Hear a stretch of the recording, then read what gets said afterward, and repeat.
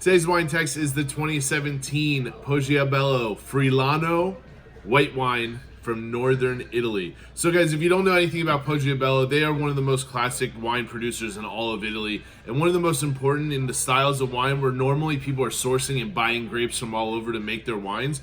They're one of the few producers within this region that are using 100% estate-owned grapes. What does that mean? That every single grape and vine that they make to use to make these wines are actually owned by the estate themselves, which is actually pretty rare in these kind of larger wine producing regions, especially in a place like Italy.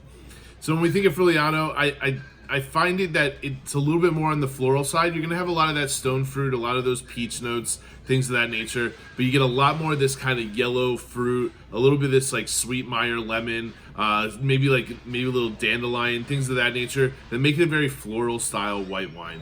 It's very, very dry, and actually the complexities make it seem a little bit fuller bodied than it actually is. The alcohol level is actually pretty low, so the wine is juicy, but it is a lot of stuff going on on the palate, and especially in the aromas in the glass.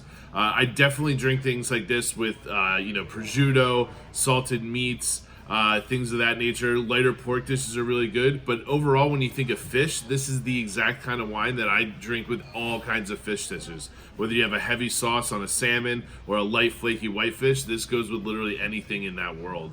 Also by itself in the warmer weather, I think Friulano is a great grape that you can chill down and still has a lot of flavor and complexity for as the time gets warmer to be able to enjoy by itself and not just be this kind of lame, really crisp, kind of tasteless wine that a lot of the mass production wines can get.